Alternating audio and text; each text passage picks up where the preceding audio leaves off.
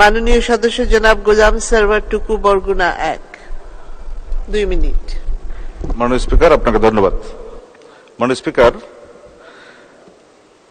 প্রাথমিক গণশিক্ষা মন্ত্রণালয় সম্পর্কিত স্ট্যান্ডিং কমিটির আমি একজন সদস্য। এই বিষয়টি যেদিন এই সভায় উপস্থাপিত হয়েছে তখন আমি দেশের বাইরে ছিলাম, এ বিষয়ে কোনো মতামত দিতে পারিনি বলে আমি এখানে দু একটি কথা বলতে চাই।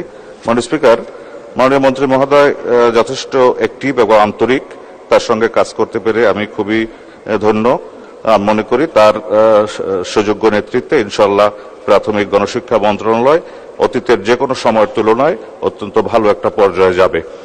প্রাথমিক গণশিক্ষা হলো আমাদের সমাজের প্রাথমিক শিক্ষা স্তর, সবচেয়ে গুরুত্বপূর্ণ অংশ। এখানে যে বিলটি আনা হয়েছে সেখানে একটা বিষয় দেখলাম, প্রতি বছর পরিচালনা পর্ষদের সভা 2টি করা। তো আমি প্রস্তাব করি যে এখানে অন্তত 4টি সভা থাকা উচিত। আর প্রাথমিক গণশিক্ষা কার্যক্রম বাস্তবায়ন এবং প্রাথমিক বিদ্যালয়ের শিক্ষক ও প্রাথমিক শিক্ষা সংশ্লিষ্ট কর্মকর্তাগণের পেশাগত দক্ষতা, তো এটা খুবই গুরুত্বপূর্ণ বিষয়। পেশাগত দক্ষতা, স্কিল ডেভেলপমেন্টের খুব বেশি প্রয়োজন। এমনিতেই মাননীয় প্রধানমন্ত্রীর নেতৃত্বে প্রাথমিক শিক্ষা কার্যক্রম অতীতে যে কোনো সময় সে ভালো চলে। শিক্ষকদের খুবই মানসম্মত শিক্ষক এখন এসেছে, কিন্তু প্রাথমিক বিদ্যালয়গুলোর পাশাপাশি আমাদের সমাজে কতগুলো কিন্ডারগার্টেন প্রতিষ্ঠিত হয়েছে, যেসব বিদ্যালয়ে অবাক করার মতো যে একই ক্লাসে একসঙ্গে 20 জনে ফার্স্ট হয়।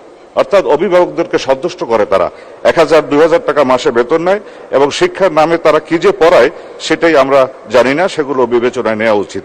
আরেকটি বিষয় হলো, আমি কয়েকদিন আগে মাননীয় স্পিকার প্রাথমিক শিক্ষা পদক 2023 প্রদান ও জাতীয় প্রাথমিক শিক্ষা সপ্তাহ 2024 উদ্বোধনী অনুষ্ঠানে যোগ দিয়েছিলাম ওসমানী স্মৃতি মিলনায়তনে। মাননীয় প্রধানমন্ত্রী সেখানে প্রধান অতিথি হিসেবে উপস্থিত ছিলেন।